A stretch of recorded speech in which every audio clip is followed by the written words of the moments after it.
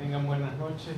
Gracias por acudir a esta invitación que les hicimos. Como les hemos estado anunciando, la Secretaría de Comunicaciones de la Presidencia, en conjunto con otras instituciones, con la UNESCO Centroamérica, con Indie Collective y con la Plataforma de Seguridad Juvenil de Centroamérica, hemos organizado un foro internacional que se llama El Salvador y el Mundo, 25 años después de la firma de la paz.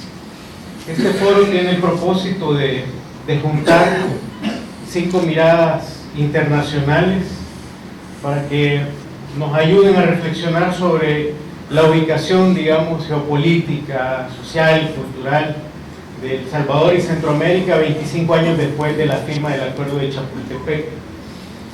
Con ese propósito hemos invitado a 5 personalidades: a la historiadora costarricense Patricia Alvarenga, a la socióloga costarricense también Montserrat Zagot, al politólogo y sociólogo argentino Atilio Borón, al teólogo brasileño Frei Beto.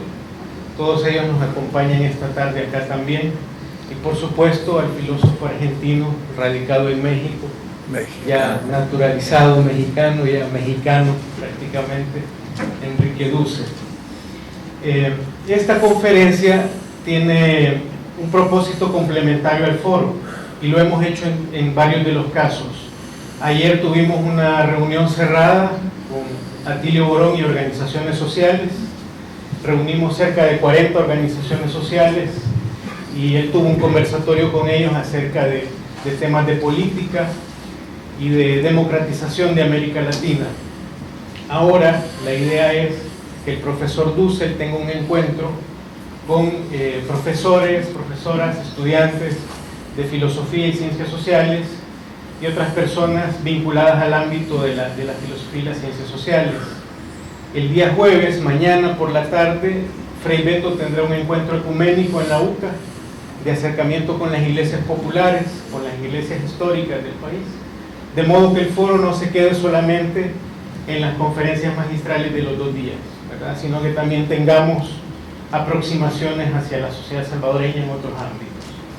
Bueno, voy a presentar brevemente al profesor Dussel y luego le voy a dejar la palabra para que nos haga la conferencia de actualidad de Karl Marx a 150 años del Capital. Para muchos de ustedes ya él es conocido, por eso no voy a abundar hoy, no voy a hablar tampoco de su trabajo, de su obra, simplemente voy a recordarles algunos datos. El profesor Dussel es uno de los filósofos considerados fundadores de la filosofía de la liberación. Su reflexión sobre la ética, sobre la filosofía y sobre la teología son de las más comentadas y más discutidas internacionalmente en la actualidad. Es uno de los filósofos latinoamericanos más reconocidos, no solamente por los premios que ha recibido, sino precisamente, como digo, por el nivel de intercambio, de discusión y de interlocución que ha alcanzado su obra, su trabajo filosófico. Además de eso, el profesor Dussel ahora está trabajando en su política de la liberación, ha continuado esa labor, está trabajando ya en los tomos siguientes, en los 2-3 tomos más, según nos ha comentado, y acaba de publicar las 16 tesis de economía política el año pasado.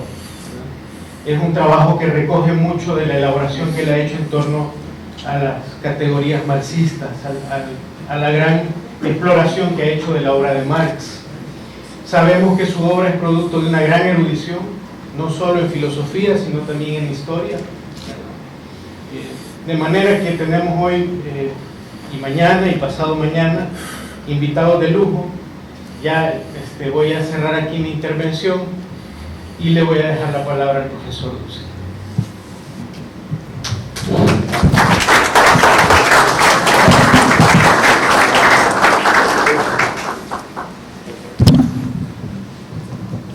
Bueno, yo agradezco mucho la invitación que me han hecho y dejé otras cosas por venir porque me pareció importante recordar 25 aniversarios de aquel gran acontecimiento, y respondiéndole el mail al organizador, miré mi biblioteca y vi una pequeña banderita que decía FMNL 1980 en rojo, y la he tenido ahí 30 años en mi biblioteca, y la iba a traer pero me lo olvidé.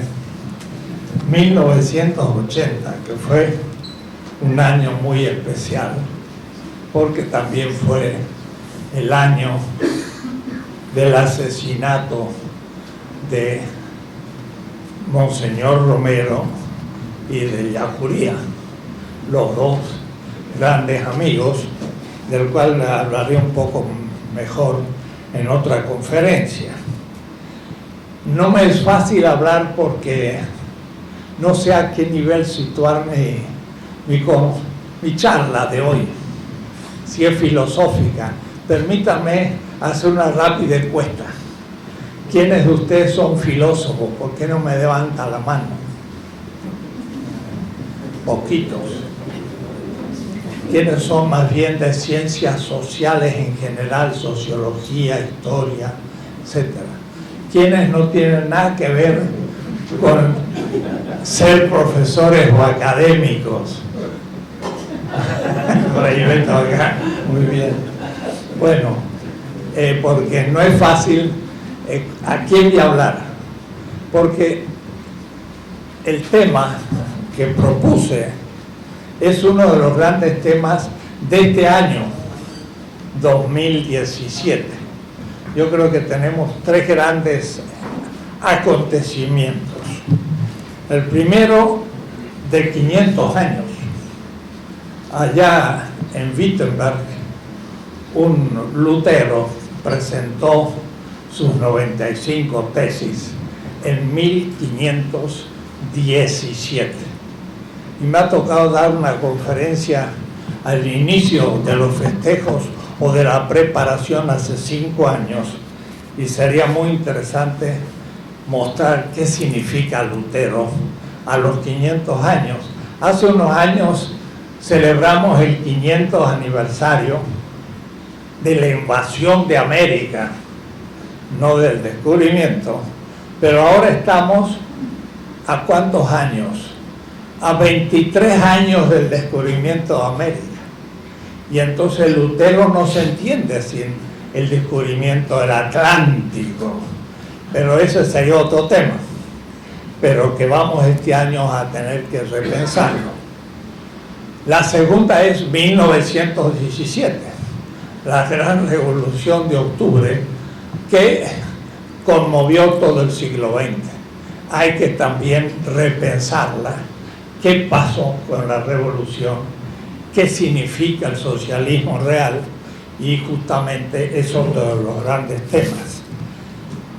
Y en 1867, un pensador alemán, después de haber escrito 4 veces su obra, se animó por fin a publicarla, y fue el tomo 1 del Capital, un libro que ha conmocionado la historia mundial, porque yo creo que después de la Biblia, en el siglo XX, es el libro más leído, o por lo menos más vendido en el mundo. O es decir, es un libro fundamental. Ahora, ¿por qué volver al Capital en 2017? ¿Interesa? ¿Es un tema del pasado? ¿O todavía estamos en medio de una crisis que aquel libro nos da las notas fundamentales? Ese sería un poco el tema.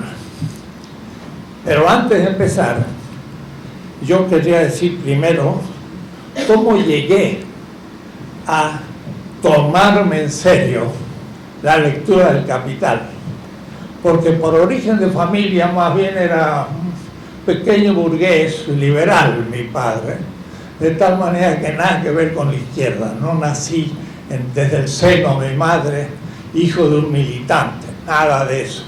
Al contrario, miembro de la Acción Católica y cosas extrañas. Después me puse a estudiar filosofía y pues estudié en mi pequeña Mendoza en Argentina, fue a Europa, hice mis aventuras que tienen también que ver con lo que hablaré en estos días con Monseñor Romero, porque después de mi tesis doctoral de filosofía en Madrid, en la época de Franco, me fui 2 años a Israel. Y 2 años de Israel muy extraño. Carpintero en una pequeña ciudad llamada Nazaret. Entonces, las quijotadas de juventud, de pronto ahora con Walter Benjamin y el retorno al pensamiento judío, me encuentro bien equipado, porque aprendí el hebreo como lengua viva, hablarlo, leerlo, discutirlo, haber trabajado con palestinos en la tierra del fundador del cristianismo, lo que me hicieron pensar muchas cosas. Estoy hablando de 1957. Lo que se llama teología de liberación va a surgir casi 10 años después. Y sin embargo tuve el gusto de estar con un Paul Gauthier, que era un obrero en Nazaret, que escribió un pequeño libro que se llamó Mire cómo Jesús, la iglesia y los pobres. Y ahí descubrí yo el tema de la pobreza y de Jesús en la iglesia. Y esto es muy importante aún en el presente. Pero eran tiempos de juventud y de ahí después entonces pues pasé por Europa muchos años, 4 en Francia, 2 en Alemania, y volví a América Latina en el 67. Era una generación de pensadores que se había formado en Europa y que aterrizaba en América Latina como en un volcán. Pero teníamos la preparación para poder empezar lo que acontecía. Y como yo era filósofo y surgió en la teología lo que se llamó teología de la liberación, yo dije, ¿y en la filosofía se puede hacer algo parecido? Y justamente hablando con Borón hoy, me entero que él también conocía a O'Farrell, un sociólogo en Buenos Aires, que fue de los primeros sociólogos de la dependencia, 1969. Yo estaba escribiendo un libro sobre ética ontológica en Heidegger, pero cuando descubrí el tema de la dependencia, que lo que había que hacer era romper la dependencia, yo dije, no, ese curso ya no funciona. Y le llamé para una ética de la liberación latinoamericana. 5 años, 5 tomos, allá por los 70. Pero fueron años muy activos, porque explotó en América Latina una toma de conciencia revolucionaria. Mucha gente se comprometió en la guerrilla, entonces había cursos por todas partes. Yo habré dado vuelta 50 veces por América Latina. A Salvador llegué muchas veces. Hasta di un curso donde un recién obispo auxiliar siguió el curso y estaba al fondo y sonreía cuando hablábamos, porque era más bien conservador y le mostrábamos las cosas de otra manera, desde una visión desde los oprimidos. Era secretario de los obispos de Centroamérica y se llamaba Oscar Romero. Fue alumno de nuestro equipo. Así que miren qué experiencias interesantes. Pero todavía no había llegado a Marx. Era toda una formación sin Marx todavía, o una lectura secundaria. Pero ya cuando tuvimos que ir avanzando y preguntarnos qué significa pobre, ¿es pobre una categoría sociológica? Algunos decían es una categoría mística. lo importante es la clase, y la clase obrera, y la lucha de clases. Claro, Mariátegui tenía el mismo problema. Cuando en Perú dijo la clase obrera es la clase revolucionaria, pero en el Perú de Mariátegui no había obreros porque no había revolución industrial. Y entonces dice, si la clase revolucionaria es obrera, ¿quién va a hacer la revolución en el Perú? Y dijo los indígenas. ¡Pah! ¿Para qué lo dijo? Lo declararon los primeros que fundaron el Partido Populista, a Carlos Mariátegui. Entonces era un asunto que había que empezar a estudiarlo en serio. No me tocó en Argentina. En Argentina hubo una represión militar feroz, hasta recibí un atentado bomba en mi casa, tuve que dejar el país, me fui en el exilio y llegué a México.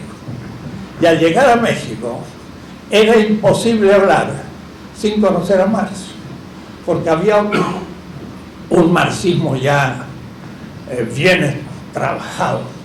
Y entonces yo me dije, es necesario, para explicar el tema de la pobreza en América Latina, empezar a estudiar Marx.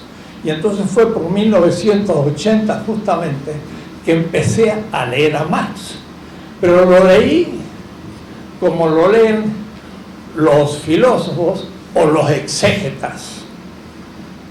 Significa agarrar el texto y leerlo despacito, en su lengua original, viendo qué está diciendo, línea por línea, con un microscopio.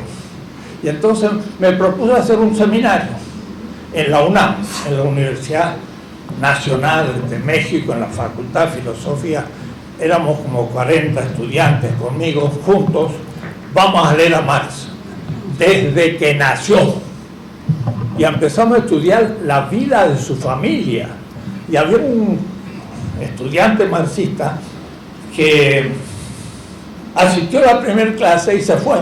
Dicen, estos están estudiando a Marx desde sus pañales. Así fue, pero así empezamos a descubrir a Marx. Descubrimos que Marx era de una familia judía, eso es muy conocido, que se llamaba Marx Leví, que en hebreo significa sacerdote, que tenía 400 años de rabinos marxistas en Trier. No cualquier día. El abuelo era el rabino y su padre no fue el rabino de Trier porque se hizo abogado de la burocracia de Bismarck, de los Preußen, y entonces no fue, pero el tío fue rabino de Trier. Su madre venía de una familia judía de Holanda, de rabinos. Es decir, que Marx tenía de padre y madre siglos de rabinos judíos. Parece que no tiene importancia. Pero a los 6 años, el Kaiser le obligó al padre a bautizarse luterano. Y bueno, se bautizó luterano. Y lo bautizaron a Marx luterano. Pero la madre dijo, no es, y se quedó bien judía. Marx, después cuando ya era más adulto, a su hija Laura, le contaba la vida de Jesús. Y le decía, nosotros los judíos, y era luterano, pero era luterano porque le habían obligado. Y entonces es interesante porque miren, cuando yo empecé a leer a Marx, me di cuenta de pronto que tenía una antropología detrás que no era griega ni romana, era judía. La primera página del Capital dice, las necesidades, sean del estómago o de la fantasía. ¿Por qué habla del estómago? Porque el judío habla de los órganos del cuerpo para expresar las necesidades, no como los griegos, la inteligencia, la voluntad, la sensibilidad.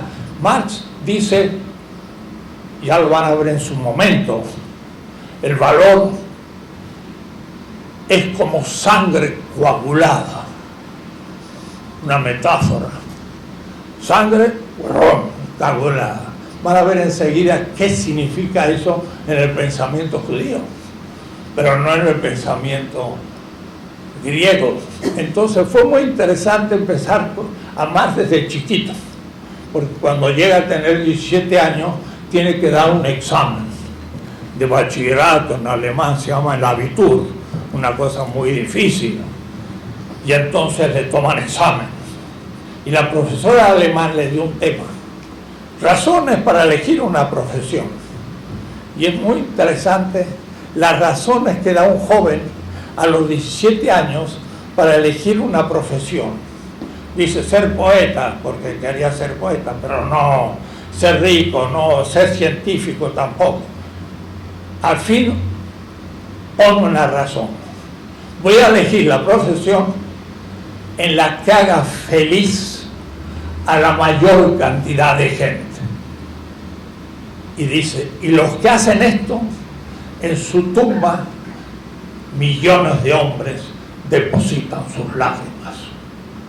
Y por eso fui a Londres a depositar mi lágrima sobre la tumba de Marx.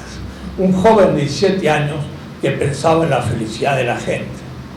Y después hay un texto allá por 1858 que dice: hay que ser muy animales para dar espalda al sufrimiento de la humanidad. Yo he dado mi vida, la de mi familia, para escribir este libro. Y va a ser el Capital. Pero lo va a escribir porque no quiere dar la espalda a los sufrimientos de la humanidad. Eso es lo que yo estaba buscando. El pobre sufre, y más lo que se va a proponer es explicar el origen de la pobreza. Ahora, no les puedo ir indicando toda la vida de Marx, la juventud, los artículos. Lo he hecho en muchos volúmenes. ¿Por qué?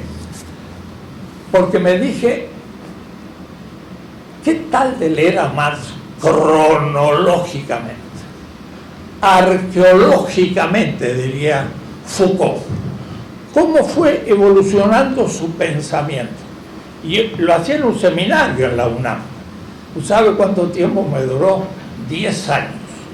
Hice 18 semestres leyendo a Marx y avanzando en el tiempo. Primero el joven Marx, cómo escribía, qué decía, dónde estaban las motivaciones, y está el joven Marx, hasta 1857.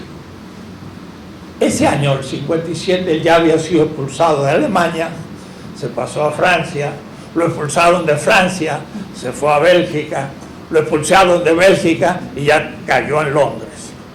Londres era el capital del imperio, y entonces, como estaba en el centro del imperio, ahí ya no lo echaron. Y entonces se quedó estudiando hasta el fin de su vida, del 48 hasta el 83. Iba todos los días a la biblioteca del Museo Británico, la mejor biblioteca de economía en el mundo, porque era la biblioteca del imperio de la época. Entonces el hombre tenía en sus manos lo mejor. Y cuando fui a la biblioteca de Londres, del museo, el guía dijo: gran biblioteca, que es extraordinaria, porque es una cúpula hermosa que entra luz, fue terminada de hacerse en 1857. Digo, el año que Marx empezó los Grundrisse, su libro fundamental. Quiere decir que, como se había habilitado la biblioteca, ya pudo trabajar duro, y ahí empezó su obra fundamental. Marx va a escribir 4 veces el tomo primero, del cual ahora festejamos el 150 aniversario en la 4ª redacción. Entonces, como yo iba haciendo una lectura cronológica con los estudiantes, era un grupito bueno, que ya se volvieron expertos en leer textos y conocían muy bien a Marx. Estudiamos los Grundrisse primero, que es los esbozos fundamentales. Ahí es donde Marx empieza a descubrir la lógica del capital, que después explicaré, y termina en el año 57-59, 2 años a la noche, porque el pobre nunca tuvo un oficio pago, siempre vivió muy pobre. Su señora le dijo alguna vez, bueno, moro, le decía, miren qué interesante, le decía moro, moro por árabe, por morocho, por pelos negros, como se decía, pero también es un nombre medio como los marranos en España, o es decir, como un judío convertido. Le decía moro, hay que vivir, ¿no? Y el pobre Marx escribía artículos, estaba siempre en la pobreza. Entonces al fin dice, voy a ser empleado del ferrocarril de Londres. Y fue a rendir el examen, lo rechazaron por mala letra. Y realmente cuando uno lee los manuscritos de Marx, dice, uy, este lo rechazaba cualquiera, porque tiene una letra óptica, imposible de leer. Porque, entre otras aventuras, no solo leía a Marx en alemán, sino que cuando ya no había más publicado en alemán, me fui a trabajar los archivos en el Sloterdijk, en Ámsterdam y en Berlín. Es decir, mis comentarios últimos son sobre textos de Marx no publicados en alemán, para que ustedes vean la seriedad de un latinoamericano. Entonces, él hace los Grundrisse y escribo 8 grandes cuadernos que se publican en pleno siglo XX. No se habían conocido, ni Engels les dio importancia, Lenin ni los leyó. O es decir, la tradición marxista no conoció, es Grund, en alemán es fundamento, y Grundrisse son esbozos fundamentales de la crítica de la economía política, de la que hablaré después. Y al terminar eso, 2 años, se tomó un recreo y demás, y empieza de nuevo a escribir el Capital, porque no está todavía seguro de lo que ha hecho. Y entonces confronta su gran descubrimiento, que es el plusvalor, ya lo voy a explicar, con lo que pensaba toda la economía política de su época, desde Petit, los fisiócratas, y después ataca a Adam Smith, etc., y escribe 2.200 páginas. Ya es un manuscrito mayor, y lo leímos nosotros en seminario línea por línea, y entonces fuimos entendiendo cómo construyó Marx sus categorías y de qué categorías se trata. Al terminar esa segunda redacción ya tenía la idea más clara. Empezó la tercera en 1863-65, y esa vez escribió el tomo 1, el tomo 2 y el tomo 3 del Capital. Muchos creen que nunca escribió el 2 ni el 3. Sí, lo escribió en 1863, y al terminar la tercera redacción del Capital dice, ahora sí puedo empezar. Y en su cuarta redacción escribió el tomo 1 en 1866 y lo publicó en el 67. Estamos a 150 aniversario de la cuarta redacción del Capital, por la cual Marx publica entonces ahora ya su visión de las cosas, y le queda todavía el tomo 2 y 3, que nunca escribió, porque fue trabajando, y voy a dar después las hipótesis por las que no pudo hacer el tomo 2 y 3, y fue acumulando lecturas, y cuando murió Engels dijo, ahí está el tomo 2 y el 3, lo vamos a publicar, y se encontró una pila que decía para el tomo 2 y otra pila para el tomo 3, y no había tomo 2 ni 3. Y entonces Engels toma ese material, se las arregla, organiza bastante bien las cosas y publica el tomo 2 y 3 del Capital, que ya no es de Marx, sino de Engels. Esto era el comienzo de un enorme proyecto, que era el Capital y después el capital financiero y crediticio, y después el salario, y después el Estado y la relación de los Estados, hasta llegar al mercado mundial. Esas eran las 6 partes de su gran proyecto. Escribió solamente el primer tomo de la primera parte, lo cual supone que no conocemos todo lo que hizo, pero lo anticipó.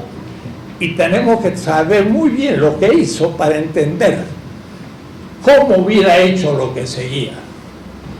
¿Qué conclusiones saco hasta este punto? Porque después voy a tratar algunos más en concreto. El primero es que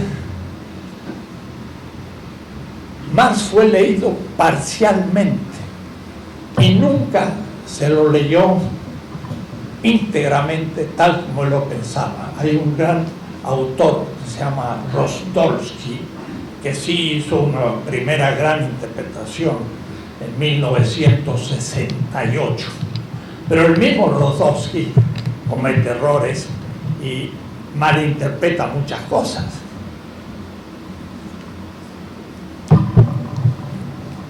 O es decir, preguntándome para el origen de la pobreza en América Latina, me llevó a leer a Marx. Ahora sí sabía dónde estaban los lugares para poder estudiar el tema, y ya se me iba aclarando a medida que avanzaba, y descubría textos que nadie había advertido porque se habían hecho una cierta lectura intencional. Pero cuando uno hace una lectura global para entender al autor, le va sugiriendo el tema, porque para mí en el fondo no era más lo que me interesaba. Me interesaba cómo explicar la pobreza en América Latina, aquella por la que hay que comprometerse y que hay que partir de él para toda interpretación, la pobreza. Y esto explicado según la ciencia económica. La teoría de la dependencia, allá 1966-68, con gente muy extraña y distinta como Faleto, Cardoso, pero también con un Teutonio dos Santos, eran mucha gente de la cual dependimos todos, porque la teoría de la dependencia fue la gran primera teoría de las ciencias sociales surgidas en América Latina. Y de ahí entonces surge teología de liberación, filosofía de liberación y hasta muchas otras cosas. El boom literario tiene mucho que ver con esto. 100 años de soledad es también de un mundo dependiente. Entonces, en fin, es toda una generación que piensa de la misma manera. Lo que interesaba era saber, la teoría de dependencia, ¿tuvo o no tuvo razón? Y en 1975, en un gran encuentro sociológico en Quito, grandes marxistas dijeron, no, la teoría de dependencia es una teoría burguesa, porque está hablando de la competencia entre burguesías, y por lo tanto a los burgueses les interesa que a uno no lo destruya o que lo absorben otro. De tal manera que eso no es una doctrina de Marx. A mí me pareció, sin haber estudiado Marx, que no era así, pero ahora, después de la lectura pausada, ahora sí yo ya tenía los argumentos para poder decir si esa teoría era o no era marxista. Y bien,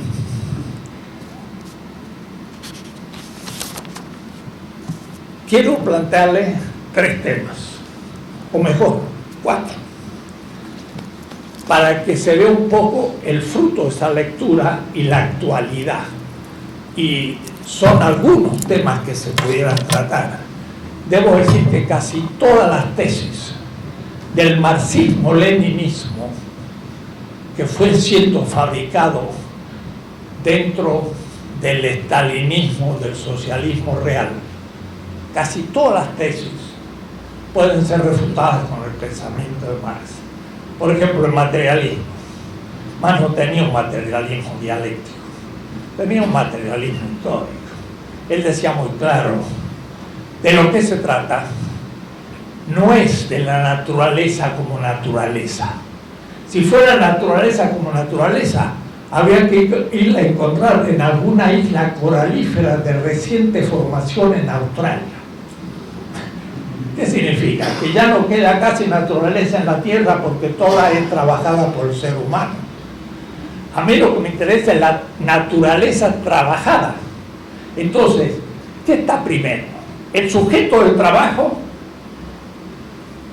o la naturaleza como materia de trabajo?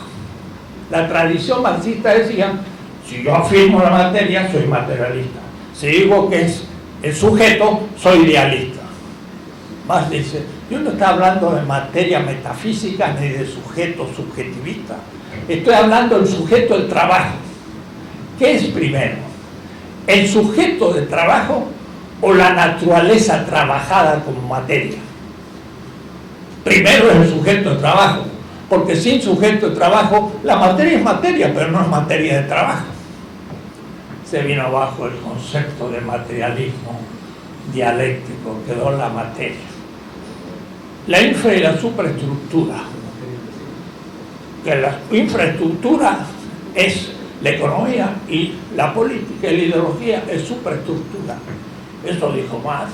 Hay 3 líneas en la introducción al Kritik 1857, donde Marx dice que hay una infraestructura, una Überbau, pero de paso no dedica una página de 1857 hasta su muerte sobre infra y superestructura. Pero dice lo siguiente: la mercancía es vista desde el espejo del derecho. Y el derecho no es economía, es un problema político. ¿Qué significa eso? Por ejemplo, esta mesa. Cuando yo llegué, vi la mesa, y no digo la mesa es mía, sino que la mesa es de la institución donde estoy dando la conferencia. Por lo tanto, no la puedo vender. Que la economía entra cuando yo venda la mesa o la compre o la pague. Pero como la veo a la luz del derecho, digo, no es mía, no la puedo vender. Quiere decir que el derecho es constitutivo de la economía como economía. ¿Cómo va a ser superestructura si es constitutiva? Entonces, Marx nunca habló de infra y supra. La ideología es supra, jamás.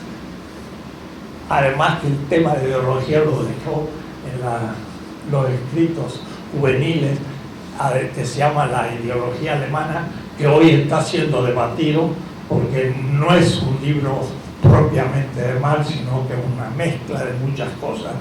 Entonces, Marx no habló en el Capital una sola vez de ideología. En el Capital, que estamos diciendo 150 aniversario, nunca habla de ideología, habla de fetichismo. Eso es otra cosa. Pero ideología tampoco. Y así, el ateísmo. Marx era ateo. ¿Seguro? Tráigame el texto. En el 44 dice Marx, el ateísmo, después de la negación la negación del hombre, no tiene más sentido. Una vez que usted ha negado al ser humano que un Dios niega, entonces ya no tiene interés en negar a ese Dios que nega al ser humano. Y en 1874 escribió a Engels una carta que yo cito muchas veces. El tonto Blöd, dice Marx, porque era un poquito así duro con la gente. El tonto Bakunin me quiere meter a la Internacional, una asociación de ateos socialistas. En la Internacional no va a entrar una institución teológica para afuera, jamás lo aceptó. No era el tema del ateísmo el problema, el tema era del fetichismo. El otro día, estando en Costa Rica con Franz Hinkelamer, me dice, estoy trabajando la teología cotidiana. En la cuestión judía le dice Marx a los judíos, ustedes adoran el sábado, los cristianos el domingo, los musulmanes el viernes, le podría decir a los otros, ustedes adoran a un Dios. Pero después de lunes a viernes, o si incluimos el viernes árabe, de lunes a jueves, ya creen que ustedes no adoran a ningún Dios, y ahí adoran al Dios capital. Entonces, de lo que se trata es de ser ateo de un Dios que nadie descubre, porque es el Dios de la semana, que es el capital. Y usted dirá, no, pero ¿dónde Marx dice que el capital es Dios? Miren, estaba yo en la Sorbona hace 4 años, 250 marxistas, de Said y otros grandes marxistas franceses, en la Sorbona, en el anfiteatro, y yo les empecé, todos marxistas, en un seminario habitual. Yo digo, mire, Marx en los Frutis tiene este texto que dice, el dinero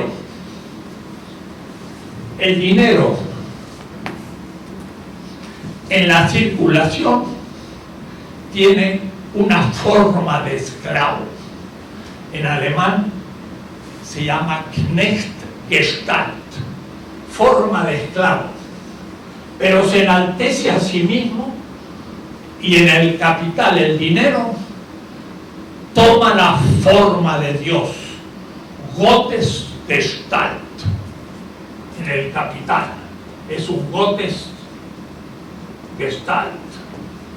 Le digo, ¿a qué se está refiriendo Marx? Era lo mejor del marxismo francés de mi universidad de la Sorbona, donde soy doctor.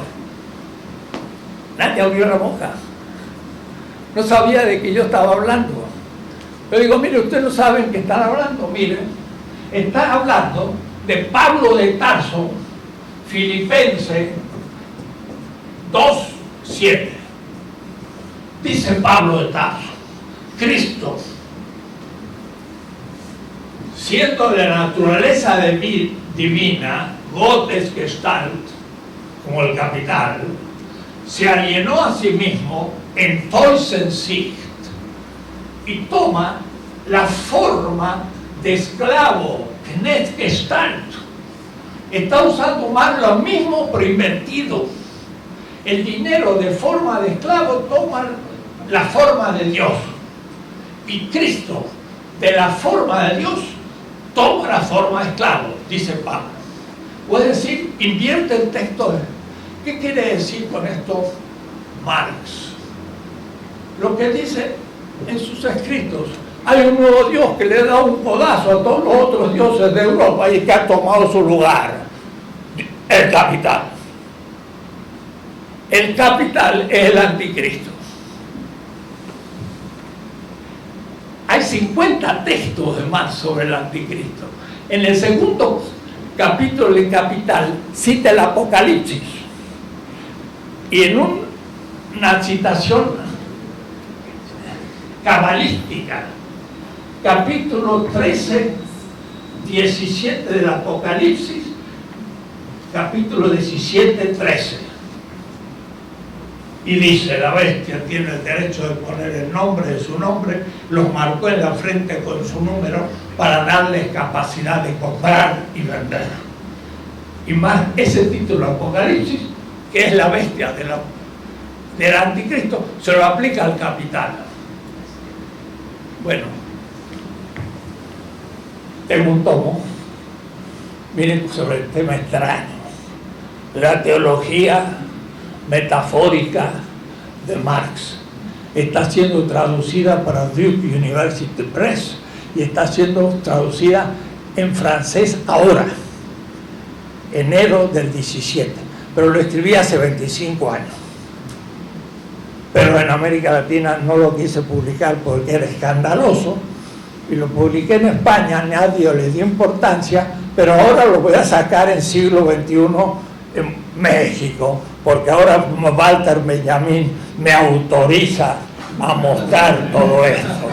Claro, hay que pedir la veña a Walter Benjamin, porque lo que él intuía, nosotros lo hicimos. Y es lo que dice Michel Levy. Lo que piensa mesiánicamente Walter Benjamin como hipótesis, lo hicieron los teólogos de la liberación latinoamericana hace 40 años. Lo hicieron, no plantearon como hipótesis. Tenemos que ver lo que hemos hecho.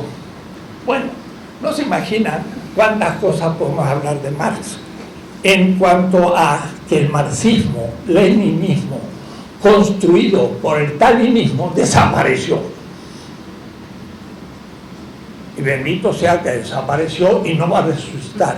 Marx está de pie, porque él apuntó a la esencia del capital, que es lo que hoy estamos sufriendo. Entonces hay que distinguir las cosas. Y temas. Primer tema, la importancia del plusvalor. El plusvalor sí se sabe lo que es, no tanto, porque cuando uno lo ve como lo plantea Marx, hoy en la Facultad de Economía, los jóvenes dicen, nunca me lo habían enseñado, no entiendo, ¿qué significa eso de valor? Marx dice, mire cómo es su tipo de razonamiento. El ser humano es un ser vivo. La vida es lo fundamental. Es un ser vivo. Y eso a mí me enfrenta a Apple, a Habermas, a Rawls, a todo el pensamiento contemporáneo europeo, eurocéntrico, todo, porque no sabe pensar estas cosas. Estoy hablando de lo mejorcito, a Gamber, lo que ustedes quieran, lo empezamos a destruir ante ustedes, pero no es mi clase de hoy, pero lo tengo bien leído, trabajado en seminario. Ser viviente. El ser viviente consume, y consume energía en materia. Y entonces, si no repone su energía en materia, muere. Es una metafísica y una antropología de la muerte y la vida. Ese es el pensamiento de Marx. Él dice, capital muerto. El ser humano es trabajo vivo, lebendige Arbeit. Y entonces tiene una metafísica y una antropología de la vida. El pobre está casi muerto. No vive plenamente. Eso lo había dicho en su examen de Abitur cuando tenía 17 años. Voy a dar mi vida por hacer feliz a la mayor cantidad de gente. Y soy feliz cuando realizo la vida. Y soy infeliz cuando no. Ahí está el fondo. Si no reproduzco mi vida, entonces tengo una necesidad. Y la necesidad es no tener un satisfactor con el cual pueda reproducir mi vida. Pero la primera necesidad humana, y lo dice Zubiri, y también Ellacuría en su libro sobre el ser histórico, La vida, habla de la biología, muy interesante, porque Ellacuría está de acuerdo completo con lo que yo digo. Lo único que no siguió su económica y no siguió su política, está en el primer piso, ¿no? Hay que llegar al 10º para después poder tomar decisiones, y si no tengo las mediaciones no puedo hacerlo. Eso es lo que él había hecho después de ser un héroe como lo es, que es mucho más que ser un sabio. Pero en fin, la necesidad es una negación, y el satisfactor, al consumirlo, reproduce la vida. Y miren qué interesante, el satisfactor no es valor de uso inmediatamente. Y en ese punto hasta habría que un poquito decir a Marx, mira, vamos a aclarar un punto que no lo aclaraste.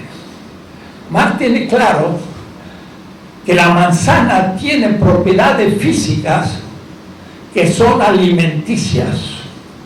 Pero cuidado, sin un ser vivo, esas propiedades no son alimenticias porque nadie se alimenta de ellas.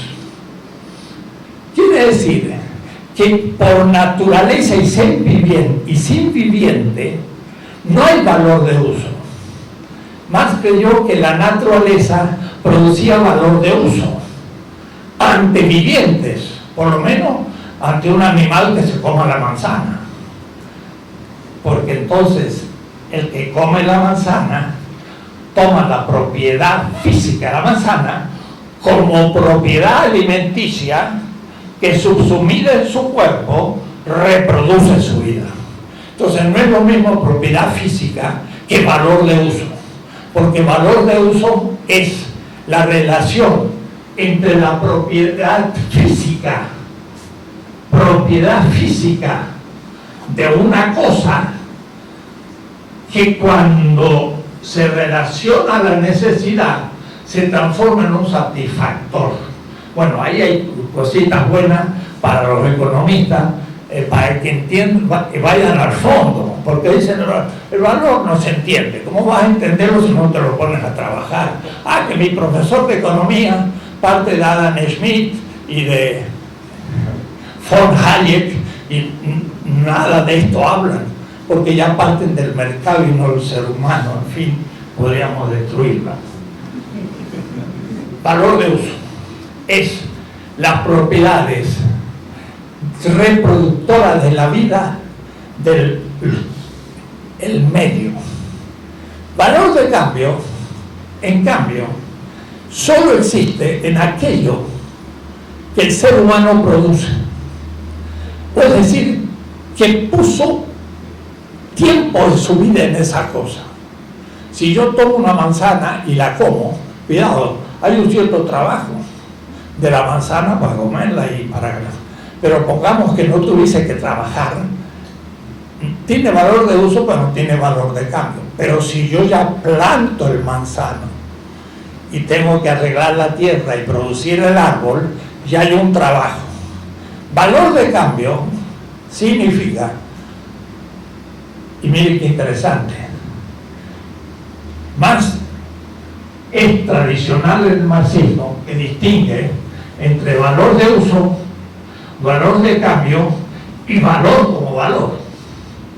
Pero nadie advierte que el valor como valor lo descubrió en 1872, después de la cuarta redacción del Capital.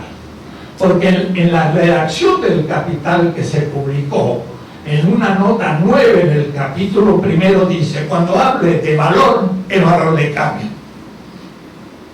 Hay dos tipos de valor, valor de uso y valor de cambio.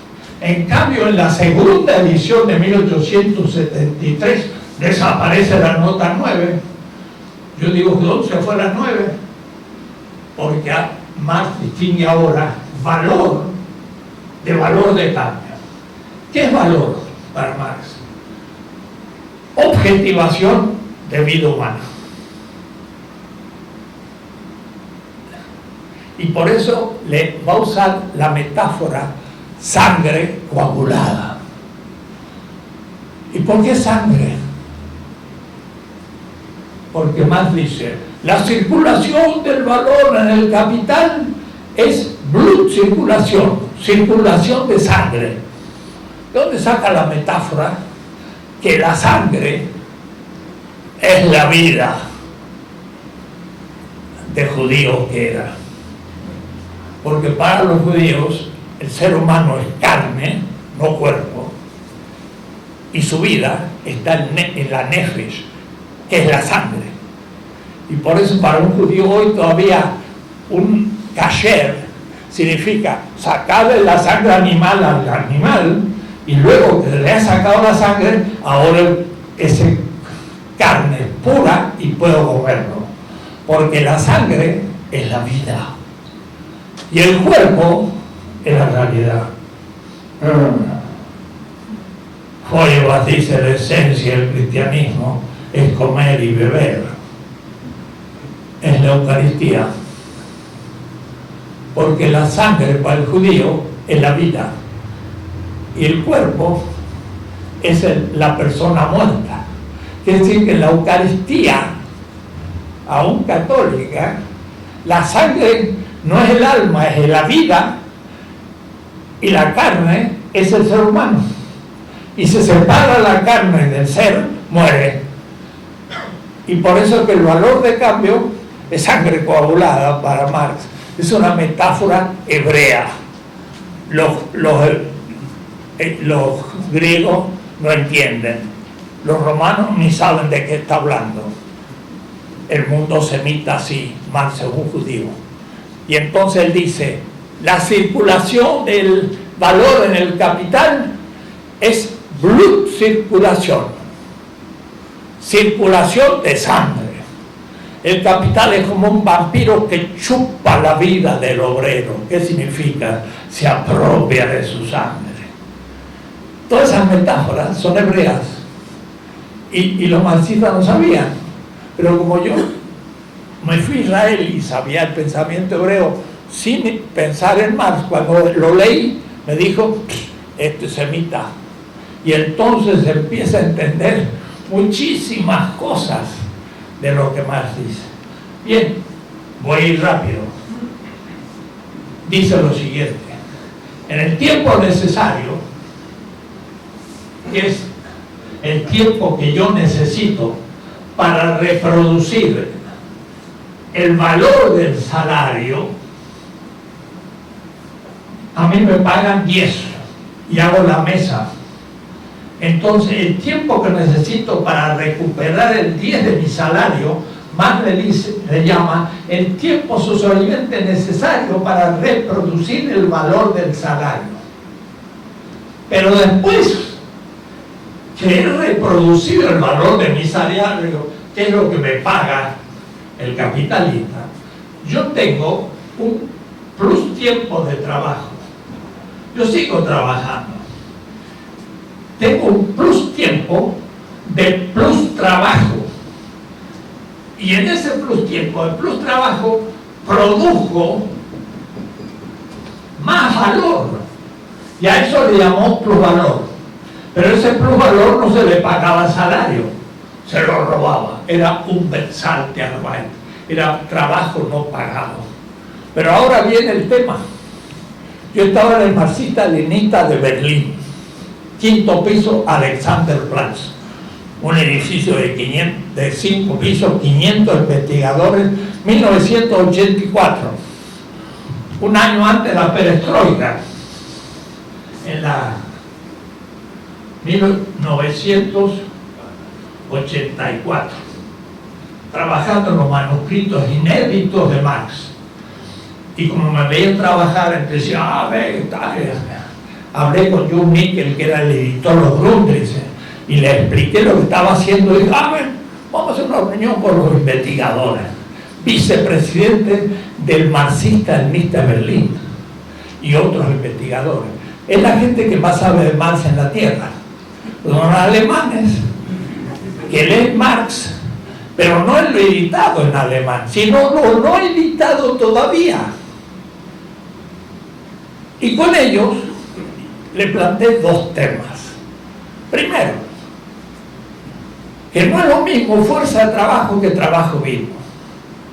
Eso es obvio, pero no estaba tan claro para ellos. El trabajo vivo es todo el tiempo que usa el obrero para producir valor. Mientras que el tiempo de trabajo es realmente aquel tiempo que se agota en la jornada de trabajo. Y por eso que el tiempo de trabajo tiene valor, pero el trabajo vivo es el sujeto mismo del trabajo. No tiene valor porque es la fuente de valor. Esa es la ética de Marx. El trabajo vivo es infinito. No lo puede usted pagar porque es el creador. Mientras que la fuerza de trabajo es la que yo puedo reproducir comiendo, durmiendo, y al día siguiente vuelvo a tener fuerza y a la noche no la tengo y la puedo reproducir, y eso tiene valor. Entonces, el sujeto vivo no tiene valor. ¿Por qué? Porque es creador. Pero ¿saben cómo le va a llamar Marx a el poner plusvalor? Él dice, en el tiempo necesario el trabajo reproduce el valor del salario. Dice reproduce. produce. Pero en el tiempo de plus trabajo, crea valor de la nada. Y no usa la palabra reproducción, sino Schöpfung, que es creación. Schöpfung.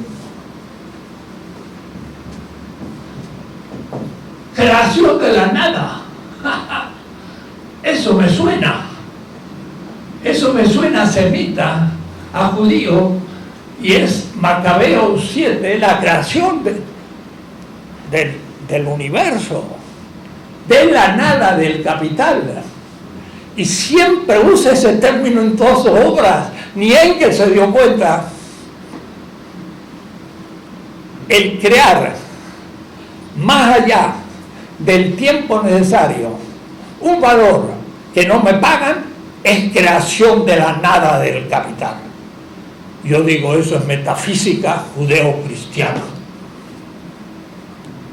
Ningún papa ha hecho una doctrina social en donde haya introducido la categoría de creación en la economía. Más lo ha hecho, más que los papas. Es más judío que los papas, o es decir, más cristiano que ellos. Un descubrimiento latinoamericano. No me lo pudieron refutar. Me dijeron, editamos Marx, pero hay que seguirlo estudiando.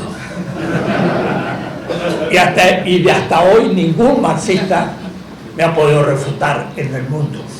Ni norteamericano, ni alemán, ni francés, ni ninguno. Invento latinoamericano. Marx usa la teoría de la creación en la teoría del plusvalor. Fantástico. No sé si se dan cuenta. Filosóficamente es un descubrimiento muy importante. Porque a Marx le va a pasar lo que le pasó a Aristóteles. En la Edad Media, Alberto Magno enseñaba a Aristóteles a sus alumnos en secreto en Colonia. Y Tomás de Aquino aprendía a Aristóteles, pero no lo decía porque había sido condenado por el obispo de París. El otro día me escribía Inge Lammer: Enrique, somos los que siguen trabajando Marx. Va a ser un padre de la iglesia. Va a ser como Aristóteles Marx. Dentro de 10 o 15 años se van a remitir a Marx como la ortodoxia de la economía. Nunca me pudieron refutar nada de lo que yo he dicho. Miren, más, cuando hicimos un texto teológico, es mi hobby. Como algunos pueden jugar al tenis, yo puedo hacer teología. Tengo el derecho, soy filósofo de profesión y modo vivente, gano mi sueldo, pero, y Frei Beto estuvo ahí, hicimos una colección que se llamaba Misterio y Liberaciones. Me pidieron escribir el tomo de la ética. Yo dije, lo voy a escribir rápido porque enseguida lo van a suprimir y ya no me lo van a publicar. Y efectivamente al 7º volumen lo suprimió Roma, pero ya lo había publicado en 6 idiomas, lo cual vino muy bueno. ¿Sabes lo que yo hice? Ahora lo voy a publicar en Nuevo Trota, pero ahora voy a mostrar en el índice lo que hice. No lo dije cuando lo escribí en 1985.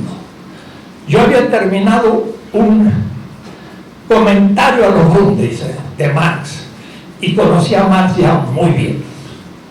Entonces yo dije, ¿qué tal si yo hago una economía en un texto de teología con solo categorías de Marx? Pero no voy a llamarle plusvalor, le llamé plus vida. Y no le voy a llamar, y le cambié los nombres. Y escribí un libro. Tuvo el Nihil Obstat, todo el mundo lo leyó. Y mis colegas dijeron, qué bueno, qué coherente. Y nunca dije cuáles eran las categorías con las que lo había hecho. Y nadie me lo criticó. Era absolutamente marxista. Ahora lo voy a publicar y voy a mostrar por qué era marxista. ¿A qué punto Marx va a ser aceptado? Bueno, plusvalor es eso. La acumulación del plusvalor es lo que Marx llama la valorización del valor, de Verwertung des Wertes. El valor no es el banco, ni la empresa, ni es el capitalista, ni es el obrero, ni el salario, ni nada. Es el valor que transita de determinación en determinación. Y eso no es tan fácil. Por eso que eso hay que enseñárselo a los obreros para que sepan qué significa eso realmente. El capital tiene determinaciones, diríamos, a partir de Hegel, es decir, componentes esenciales. Es decir, dinero que se invierte como modo de producción y salario. El obrero trabaja con un medio de producción en el serrucho y hace la mesa, un producto. El producto es puesto en el mercado y es una mercancía. La mercancía es vendida y gana dinero, pero con la ganancia. Esas son las determinaciones. Pero esa ganancia se acumula y crece. Entonces Marx dice, el capital no es una mera circulación circular, es como una espiral, porque eso lo saca de Hegel. Entonces el capital es algo así como esto. Es una espiral creciente. Es dinero que llega a ser mercancía, pero cuando se vende es dinero uno, que es más dinero. Y en la próxima vuelta es más dinero. Y en la próxima es más dinero. Puede decir, llega un punto en que todo el capital es lo no pagado al obrero. Y por eso se empobrece. El obrero puede trabajar todo lo que quiera y cuando más trabajo va a ser más pobre. Es como el esclavo. Dice, voy a ser libre, entonces voy a trabajar más. Y entonces trabaja más, corta más maíz o leña o lo que sea. ¿Y qué pasa? El dueño libre se hace más rico y compra mejores cadenas. Y entonces el esclavo, cuando más trabaja, más encadenado. Hay que romper la dependencia. No es trabajar más. Hay que saber cómo se trabaja y para qué. Salvador nunca va a salir de la pobreza mientras que sea dependiente. Y entonces Marx me lo va a dar hasta cuantificado al tema. La esencia del capital es el valor. Puede decir, no es el dinero, es el valor del dinero. No es el medio de producción, es el valor de la madera y de los clavos. No es el salario, es el valor del salario. No es el producto, es el valor del producto. De la mercancía es el valor, es la esencia del capital. ¿Y quién lo ve? Nadie. Y por eso entonces que es misterioso. Dice Marx, misterioso. Usa la palabra, el capital se torna invisible y misterioso. Todos son inocentes de su producción, pero lo cierto es que 7 personas tienen ahora más propiedad que la mitad de la humanidad. ¿Cómo se ha hecho? Nadie lo sabe, porque el mecanismo es invisible. Ese es el fetichismo. Lo que aparece no es lo que es. Y entonces ahí está el tema de la idolatría. Es un falso Dios, hecho con la mano de los hombres. Y eso es lo que dice Marx del fetichismo. Es un Dios que los seres humanos hacen con sus manos y después adoran. Entonces Marx es ateo, sí, pero del capital.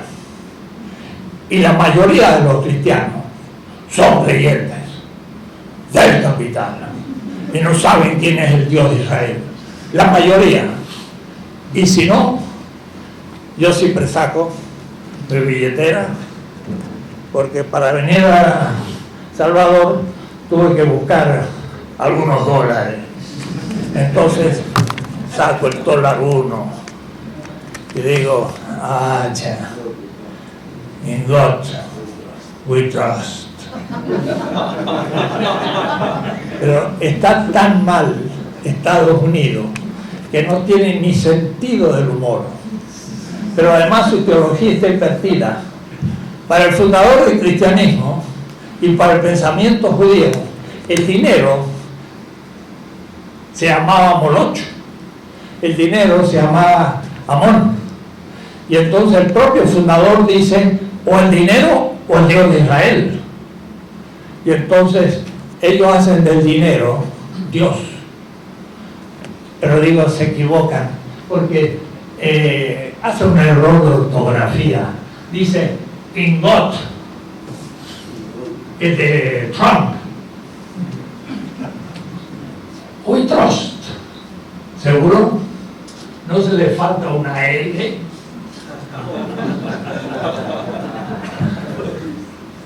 Ese es el gol, es el Dios que está hoy y se inmola 1.000.000 de hombres. Todos los sirios que han muerto es por el Dios capital.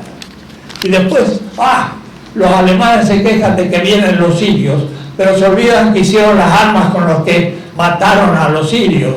Y ¡ay, qué escándalo! Y entonces no se entiende nada. ¿Se dan cuenta ustedes? Empieza a ser útil. Y mi colega ya mira la hora porque había otros temas, pero voy a sintetizar. ¿Qué es la teoría de la dependencia?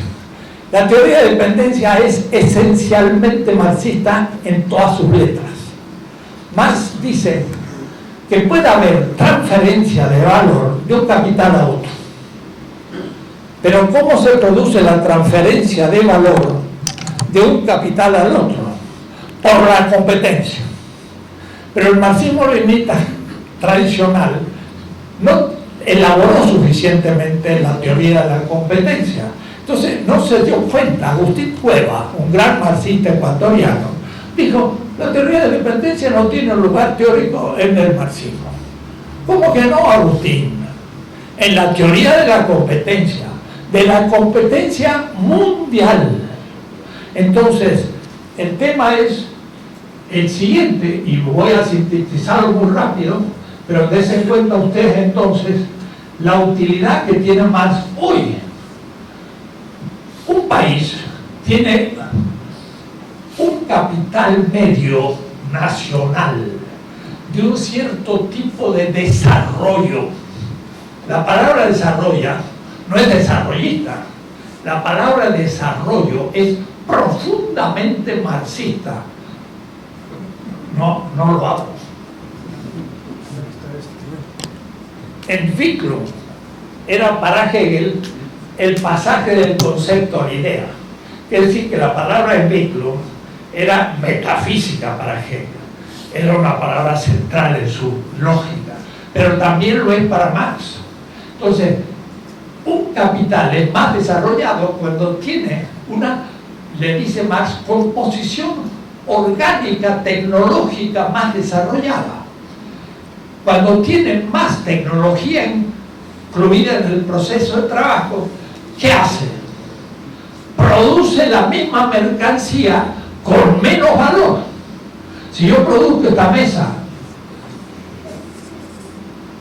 8 horas con una sierra y un obrero que lo hace, pero si lo hago con una sierra automática, en vez de 8 horas, voy a hacerla en 4 horas.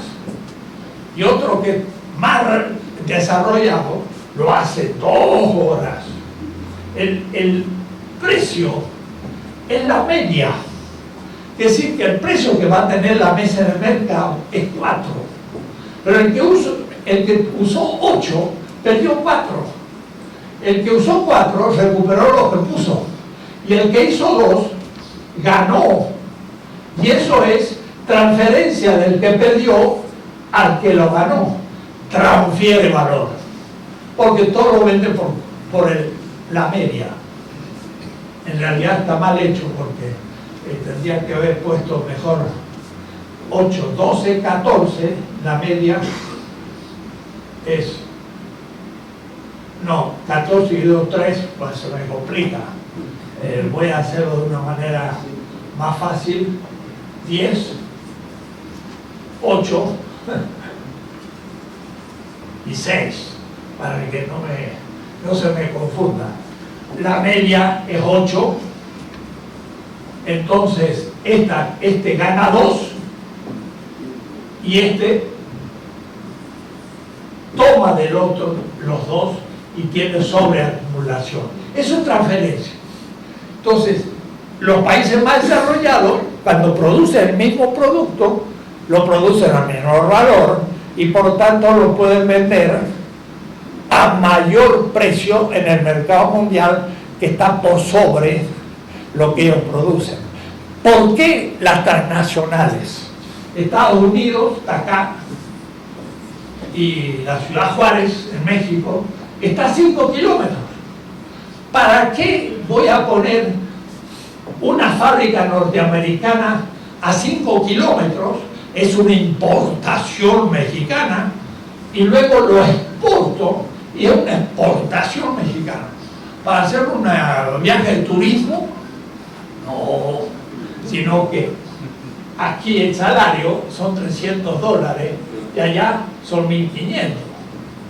Entonces, trayéndolo yo abajo de la frontera, gano $1.200. Cuando subo para allá, los 1.200 se hacen reales y transfiero valor del trabajo.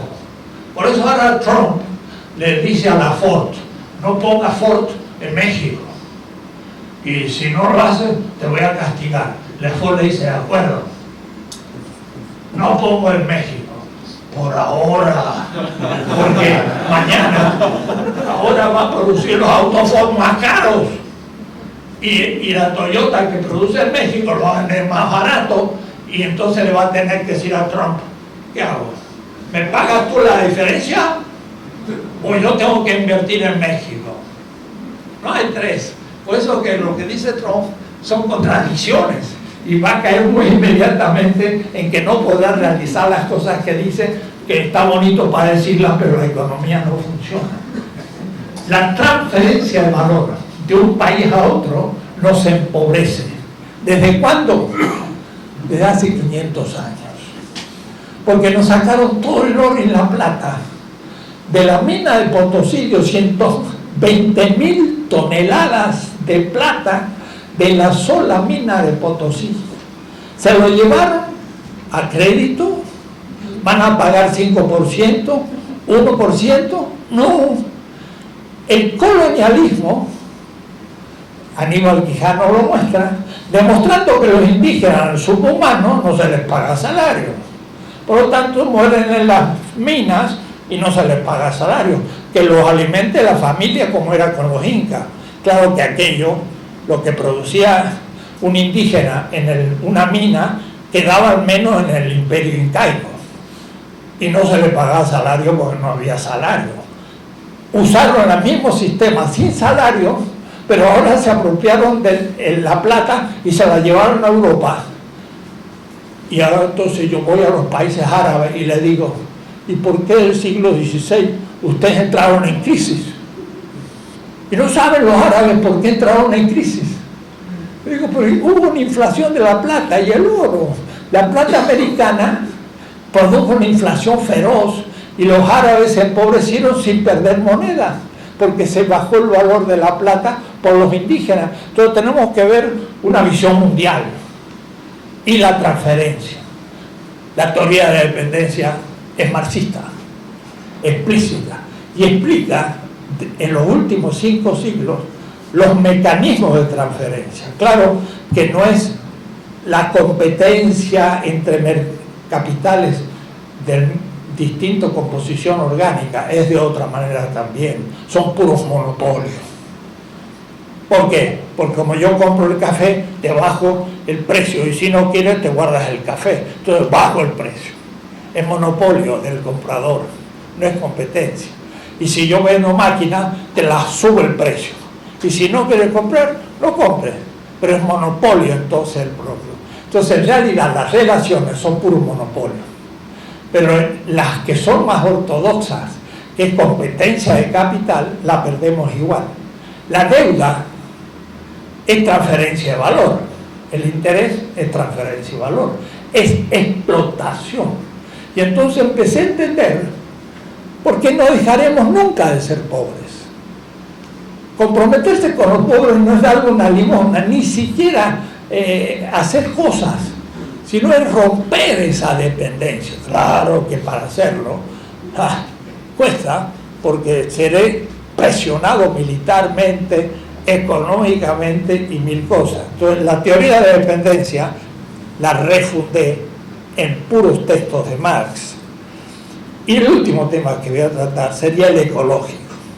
Se parece que Marx no tiene nada que ver con la ecología, más algunos dicen es antropocéntrico. Miren cómo es el tema de fondo ecológico.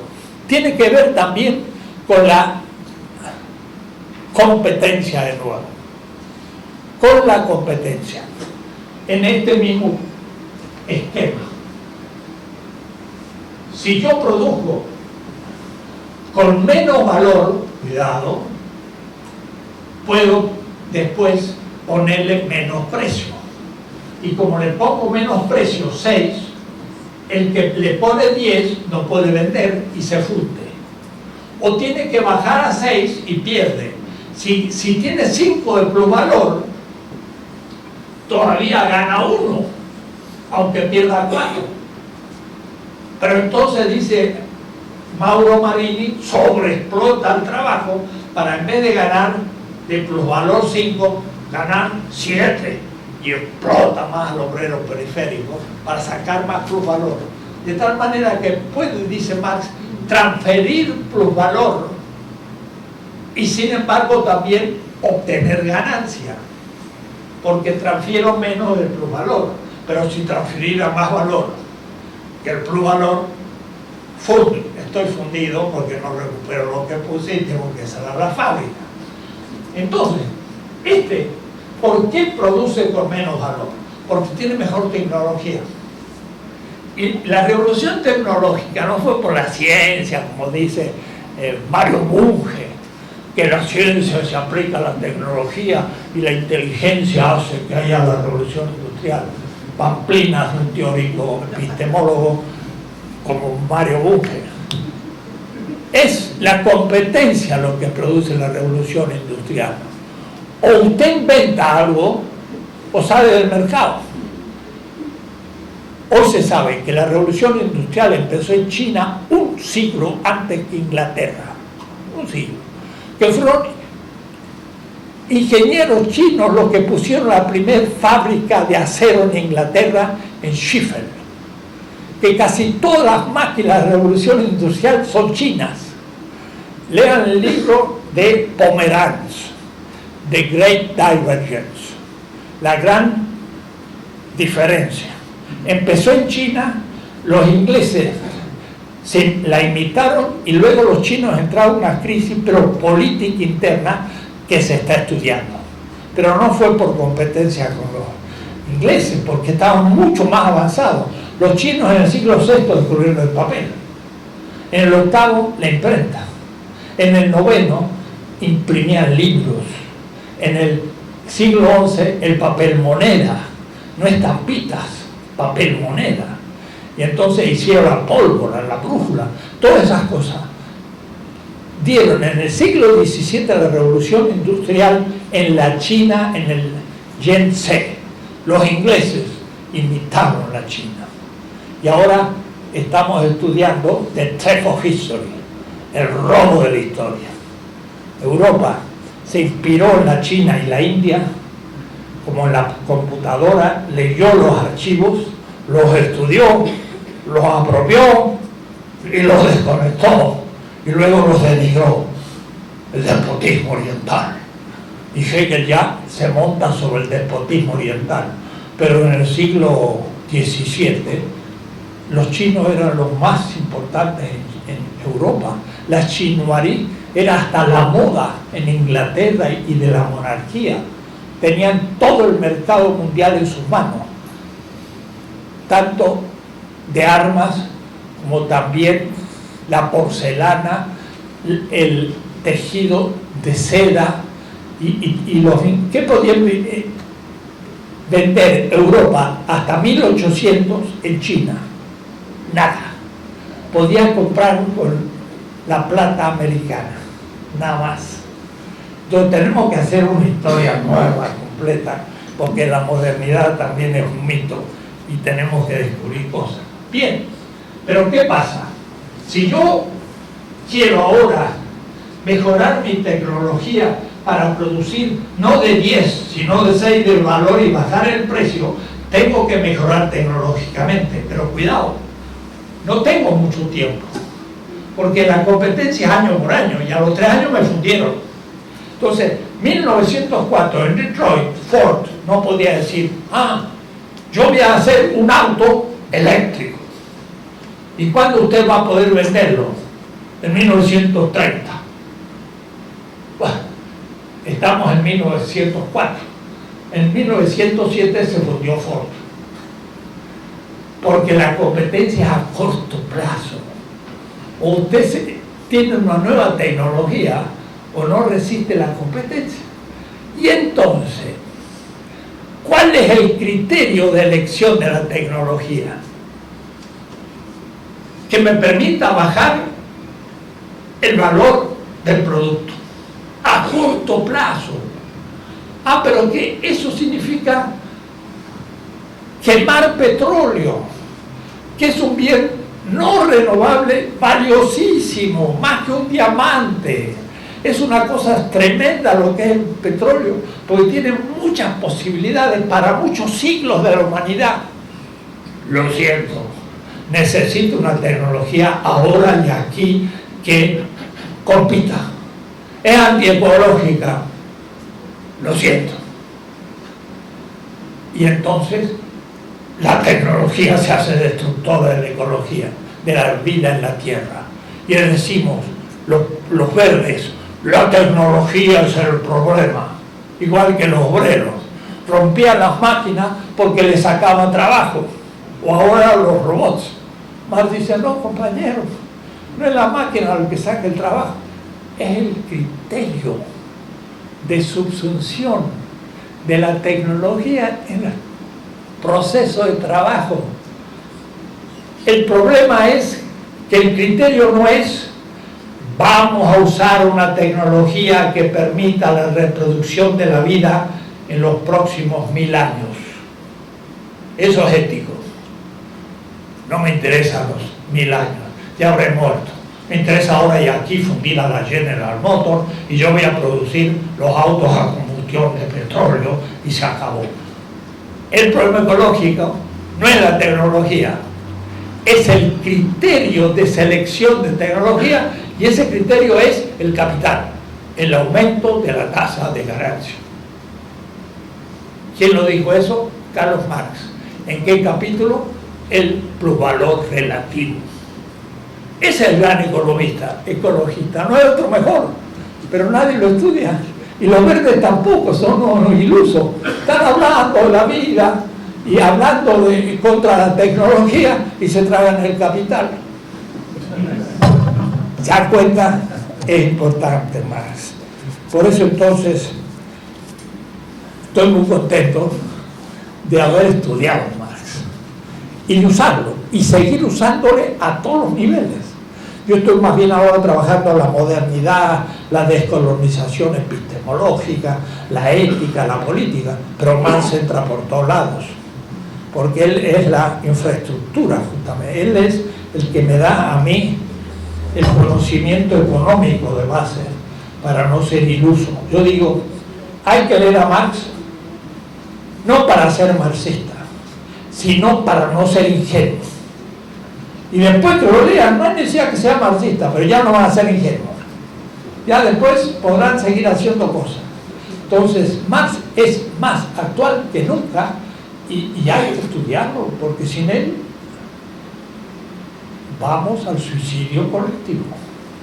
La humanidad va a ser destruida ecológicamente por el capital. Termino diciendo eso que dice la gente del pueblo, que parece cuando llega un ladrón con un revólver, le dice, la bolsa o la vida.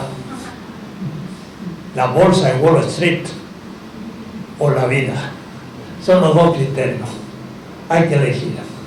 Si usted elige la vida, tiene que tener una epistemología coherente, y Marx es parte de la vida y hace todo un desarrollo categorial coherente. Nadie lo hizo en la economía, ninguno. Y eso es un trabajo lógico, metafísico, antropológico, ético, científico, que nadie lo ha hecho mejor. Hay que mejorarlo, pero mejor no lo ha hecho otro. Por eso es una buena celebración del 150 aniversario si nos ponemos a leer El Capital, pero cuidado, es un libro difícil. Y yo he escrito 4 tomos, pero para permitir leer El Capital, como hacía, miren, y yo termino, pero no termino, lo que dijo una vez Elder Cámara en Chicago. Dice: Tomás de Aquino usó a Aristóteles para hacer un gran pensamiento. ¿Por qué no hacer lo mismo con Marx? Elder Cámara dijo eso. Entonces yo dije: ¡acha, qué bueno! Hay que hacer lo que Tomás de Aquino hizo con Aristóteles, hay que hacerlo con Marx. ¿Qué hizo Tomás de Aquino para estudiar bien a Aristóteles? Comentó las obras de Aristóteles. Y yo he hecho el único comentario de las 4 redacciones del Capital. Esto ha hecho lo que hizo Tomás de Aquino con Aristóteles. Nada más, muy tradicional, pero muy crítico. Y digo, he hecho el primer comentario de las 4 redacciones. Usted era profesor, pero usted, el primero, no hay ningún ruso, ningún alemán, ningún norteamericano u holandés que haya hecho el comentario de las 4 redacciones del Capital. No hay ninguno. Es un latinoamericano. ¿Por qué? Porque lo necesitamos. Gracias.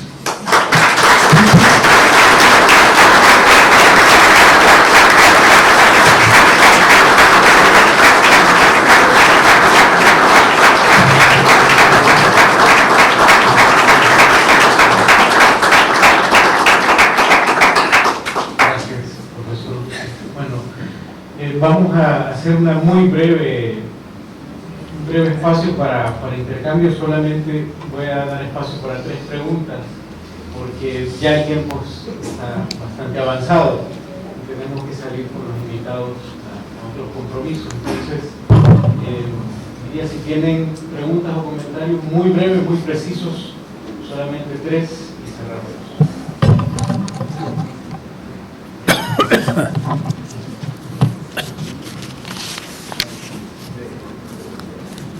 Gracias, mi nombre es Alejandro Salamanca y soy estudiante de la licenciatura de Filosofía de la UCA. Bravo.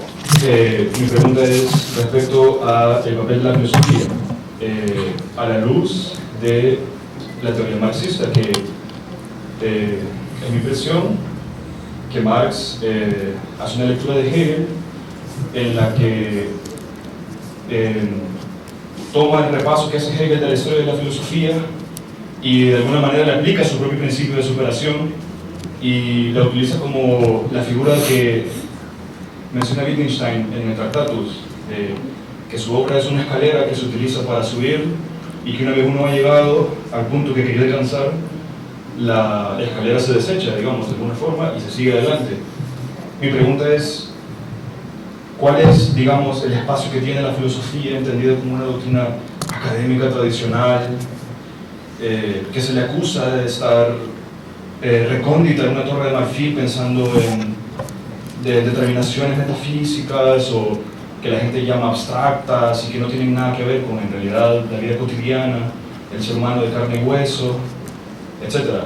Digamos, la pregunta es, ¿la filosofía en realidad tiene posibilidad de contribuir a esa lucha que mencionaba usted, que Marx asumió a los 17 años, de tratar de hacer feliz a la mayor cantidad de gente posible, luchar en contra de la pobreza, del sufrimiento humano, etc.?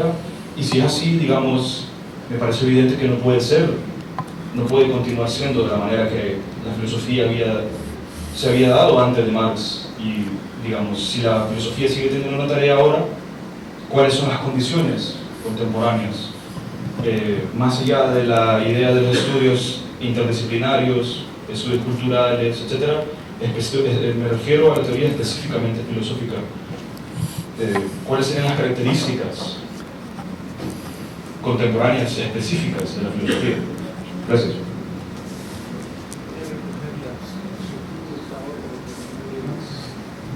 Bueno, entonces respondemos esta pregunta. Es una muy buena y suficiente, porque mire qué interesante. La gente cree que Marx se opuso a Hegel porque Hegel era idealista y Marx materialista.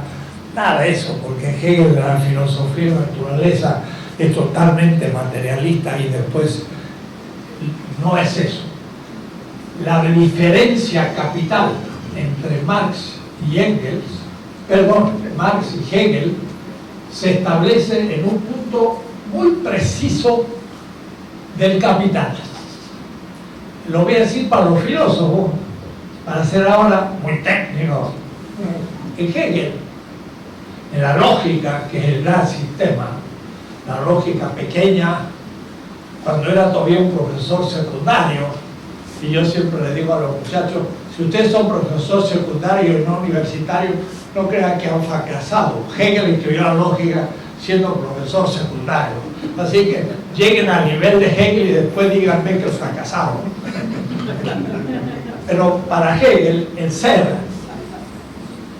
es lo indeterminado. Pero en realidad, su contenido es la subjetividad absoluta de Dios antes de la creación. Eso lo digo muy rápido, pero habría que explicarlo. Es pensar un Dios que es un sujeto que todavía no ha hecho nada ni pensado nada, está indeterminado. Y cuando hace algo o piensa algo, queda determinado en el ente, que en alemán es el Dasein. Se pasa del ser al ente. Toda esa es la primera parte, que es la filosofía del ser. Pero la segunda parte es la filosofía de la esencia en Hegel, y entonces él dice, el ser deviene el fundamento del desarrollo, y usa la palabra fundamento, Grund, y sigue su... Ahí es donde Marx se distingue de Hegel. Marx dice, hay dinero, pero el dinero no es capital. Infinita cantidad de dinero no es una pizca de capital. ¿Cómo es la transformación del dinero en capital? Lo voy a poner en capital con K.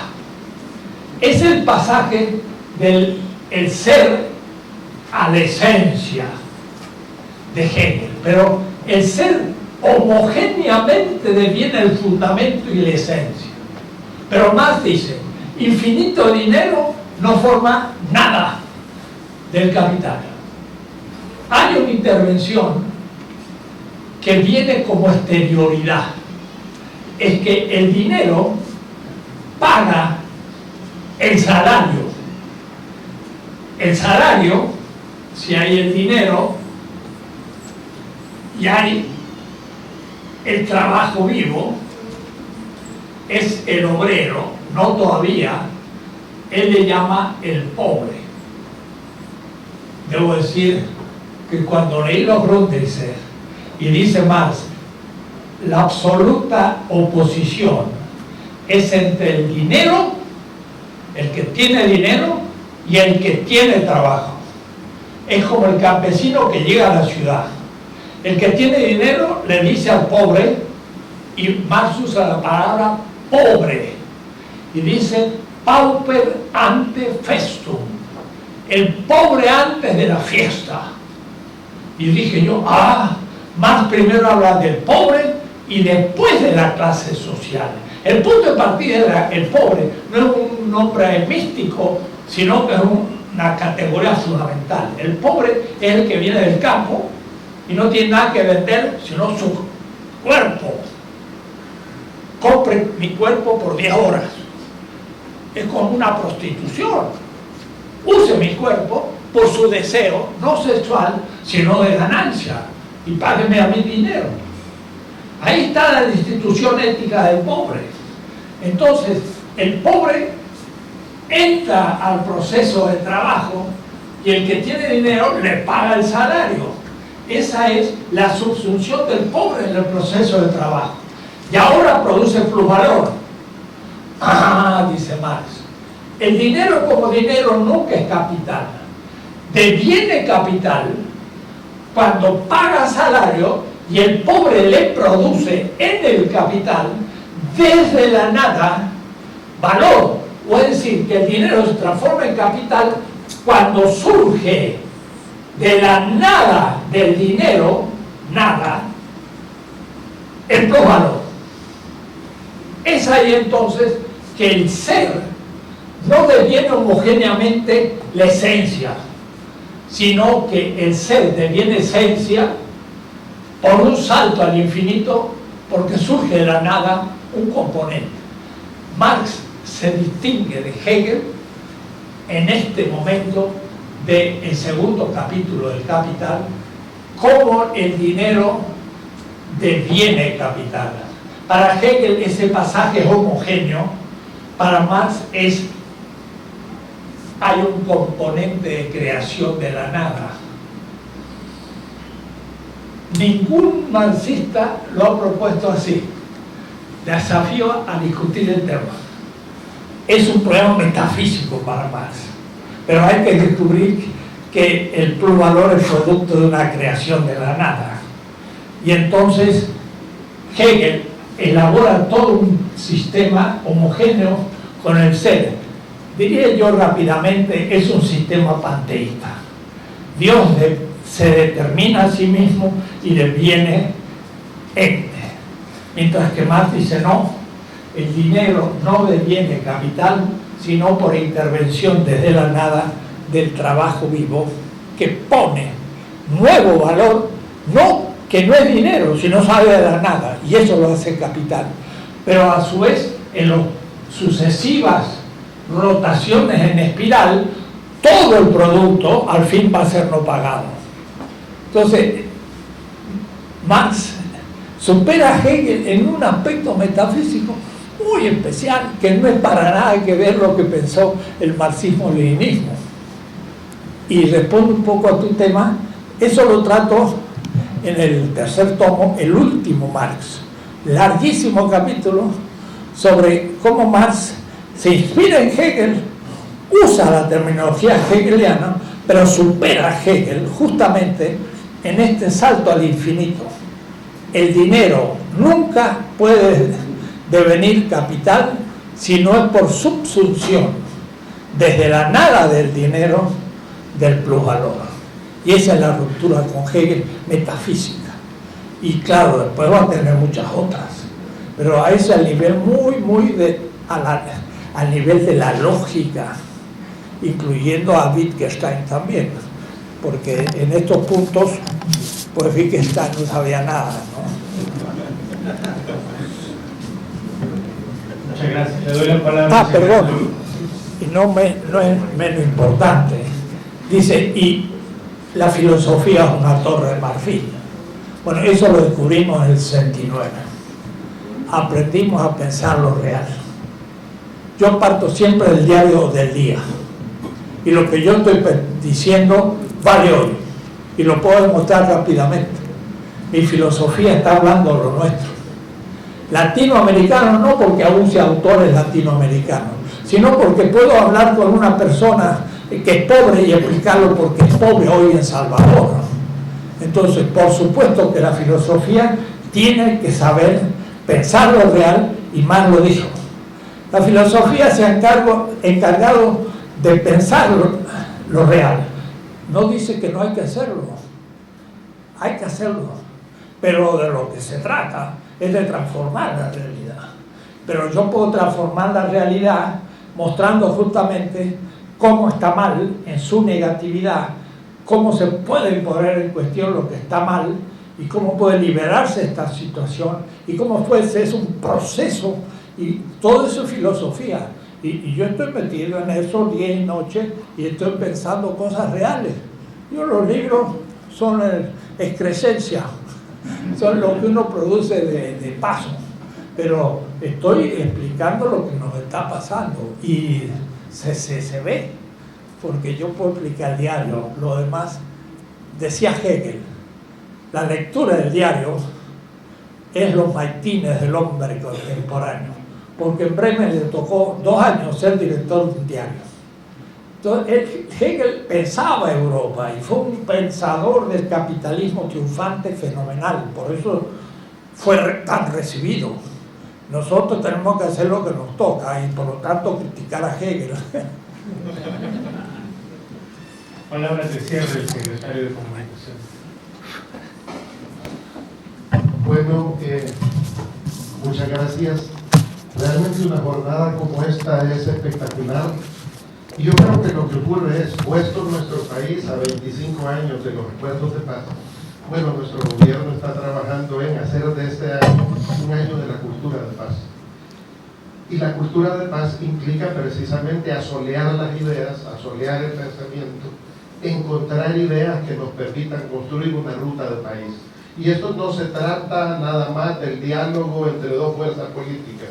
No, esto es un problema de país. Encontrar los caminos del desarrollo que no resolvieron los acuerdos de paz porque tenían su propio cometido para aquella época, eso fue un reto.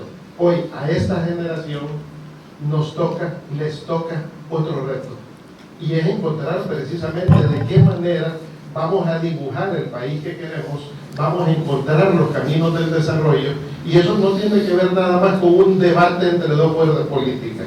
Eso tiene que ver con el debate de toda una sociedad. Por lo tanto, en este año dedicado a la cultura de la paz, queremos con jornadas como esta contribuir al intercambio de pensamiento y a poder encontrar un rumbo para el país, en el que distintos sectores, academia, sociedad, sectores laborales, empresariales, etcétera, el país podamos contribuir en esa dirección.